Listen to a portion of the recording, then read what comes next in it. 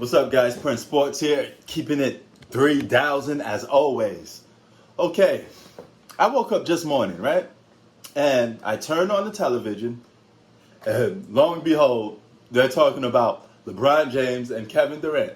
I don't know what sports show was this. This was like on Fox Sports.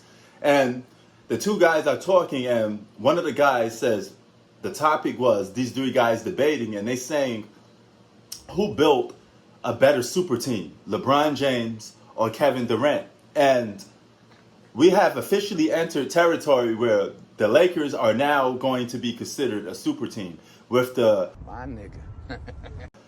signing of Andre Drummond. You had a guy that averaged 17 and 13, a walking double-double, led the league in rebounds for 4 past years. Okay, he pits the Lakers over the top. When you say a team pits a certain player pits another team over the top, that means they got too much pieces, and that means when fully healthy, there's nobody expected to beat the Lakers because they're just that good. So the media is now, and I guess it's going to be a split between the media and fans, because there's going to be a group of people saying it's not a super team and a group of people that's saying it is a super team. Now, let's go over again the criteria of modern day super teams with this big three era, started by yours truly, LeBron James, Dwayne Wade, and Chris Bosh. Okay? The big three super team era is 3 superstars in their prime, top 10, top 5, top 15, coming together, playing with each other on the same team. Okay? Getting pulled from their franchises, going to play for one franchise, all right, when they're already established players. That's the concept of a modern day super team. Not an organic team built up, do draft, and they just happen to become good. If you become a dynasty and a super team are two complete different things, all right? A dynasty is a team that, in most cases, are homegrown. Guys that been with the franchise from day one, went through all the licks, bruises, and became good through the draft. Okay? Because when you're drafting a player, it's just a number. You don't know who's going to be good. You don't know who's going to be a bust. Same thing with the San Antonio Spurs. You didn't thought Tony Parker was going to be good. You didn't thought Manu Ginobili was going to be good. You just took a chance. You know? The Spurs said, hey, we could work with these guys. We believe in them. We're going to stay with them, and we're going to grow these guys. That's what a lot of teams need to do. You need to keep the players that you got, keep the young core that you got, and develop them. And maybe one day they will reach their potential. Fear! Fear is an aberration! Fear is the air that cowards breathe! Of what you think they can reach. But nevertheless, that's the criteria of a super team. And also the secondary criteria of it is a team that has pretty much multiple all-stars, I just said, and borderline all-stars and all this other stuff. They stacked up to the deck, and they literally giving no other team a chance to win if they're fully healthy. Okay?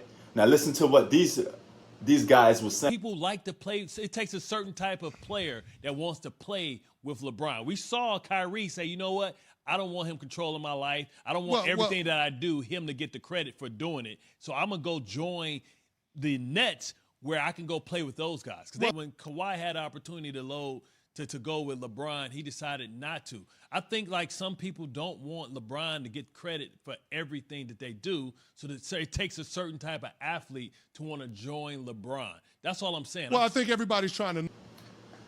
So there you have it. You got, as I said before, you got a lot of players today that just don't want to play with LeBron James because they don't want to be on the receiving end of people looking at them and sit there and saying, LeBron James this, LeBron James that. A lot of players don't want to be looked upon like that. But hey, man, we're not being carried. We think we're better than this guy. And there's a lot of guys in the league that think they're better than LeBron James. And rightfully so, they should. That's part of being an athlete. And so you got a guy like Kevin Durant. We all know if he playing follow the leader. So if LeBron never did that big three with the Miami Heat, there's a good chance Kevin Durant would never went to Golden State for the Golden State Warriors. A lot of guys feel like, hey, if LeBron James is allowed to build big threes, because he did it pretty much all of his career and still trying to do it today, they're just getting a lot of failed attempts because a lot of guys are starting to be like, we don't want to be a punching bag for you, and we don't want to be looked upon as a guy that you carry, you know? So it takes a certain type of guy to want to play with LeBron James, a guy that willing to sit there and take a lot of blame, and get thrown under the bus a lot. So that's a different criteria. But I noticed a lot of things with LeBron extremist fans. You guys want to downgrade everything. You even went as far to sit there and say, well, you know, Kawhi Leonard on the Toronto Raptors was a super team. That was not a super team, okay? Not by any stretch of the imagination. Okay, they got rid of one all-star and replaced him with a superstar. That basically was it. The rest of those guys was drafted to that team. They started at the peak just at the right time when keep that same energy. Kawhi went there. All right, they were one shot away to not even going to the finals if Kawhi don't hit that. You think DeMar DeRozan going to hit that shot when he froze up in the playoffs? All right, that's part of the reason why You blew it. Toronto Raptors never made it over the hump, because they never had that superstar. They had, you know, two All-Stars in Kyle Lowry and DeMar DeRozan, but they got rid of one All-Star and replaced it with another. So it was just a team with, respectively, a Batman and a Robin and a bunch of up-and-coming players that developed a game, you know, do hard work and determination. And that's okay. You know, if a guy just happened to be shining for 1 year, he get hot. You know, but that wasn't a super team. They needed Kawhi Leonard to put them over the hump because they couldn't win without Kawhi Leonard. As you can see, the next season, they won a good, respective regular season games, but come playoff time, it's a different story. They never was able to get over that hump because they was missing that one superstar. And that's how it was. You know, that was an old-fashioned developed team, which was kind of cool. But that wasn't a super team, but people try to make it out one. Then you got people from that try to downgrade past players. You know, you got a lot of LeBron extremists that sit there and say, oh, you know, the 96 Bulls is a super team, when under the big three modern day rule era, that don't even qualify because Scottie Pippen was the only all-star on that team, okay? Period. And if you're going to go do the whole championship roster, Scottie Pippen was only an all-star for 5 of them.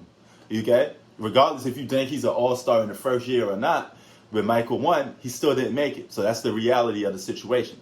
You know, so he wasn't an all-star that year. He was an all-star officially in 1992. And yeah, they had some good role-playing pieces, but a lot of those guys on that Bulls team, you know, outside of Mike Pippen and Tony Kukoc up and down, there weren't too many guys averaging double digits. You know, a lot of those guys was single-digit players.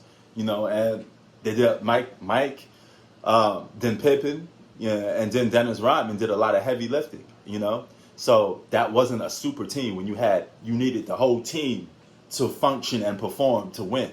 Okay, it wasn't like they had an unfair advantage over people as you try to make it seem. Because if that's a super team, then LeBron James playing with Anthony Davis is a super team because he's a top 5 player in the league, something Pippen wasn't. He's a superstar, something Pippen never was considered to be. So retract your words of what you're saying. Gotcha, bitch. And the Laker team also have Andre Drummond, borderline all-star, 6th man of the year, 2 of them. Okay, 2 candidates and 1 that actually won. Then you got a bunch of borderline all-stars, guys that can average double-digit points a game. So if you're going to go by that criteria, I'm talking to the extremists, if you're going to go by that criteria, then in that aspect, that's another super team for LeBron James because that's his second time playing with a top 5 player. He did it with Wade. Wade was a top 5 player when they formed, and he did it with Anthony Davis, top 5 player when they formed. So if that's the case, that means every championship LeBron won was with a big 3. So the final verdict, who did the super team thing, stacking the deck better, is still none other than the guy that actually started it, LeBron James. Okay, because he actually got 3-2. So he's still in lead. You know, he controlled Miami Heat. he definitely controlled the Cleveland Cavaliers. They gave him whatever he wanted, including multiple All-Stars. And the Lakers bend over backwards for him, too. They gave him whatever he wanted. He wanted Anthony Davis. He wanted Kawhi Leonard. He didn't get Kawhi Leonard, but the intent is still there. They're still trying to make a super team. Whether you feel it's already there or not. But that's 3 compared to 2 with Kevin Durant. Durant got Golden State. He got the Brooklyn Nets now. So if he gets another one later on in his career, another big 3, then that'll be tied with LeBron for 3-3. Guys that just continue in stacking the decks. But their championship runs, both of these guys, their title runs are filled with stacking the decks. You know, it's just simple as that. Getting multiple All-Stars. But LeBron's still in the lead. Prince Sports out. Peace.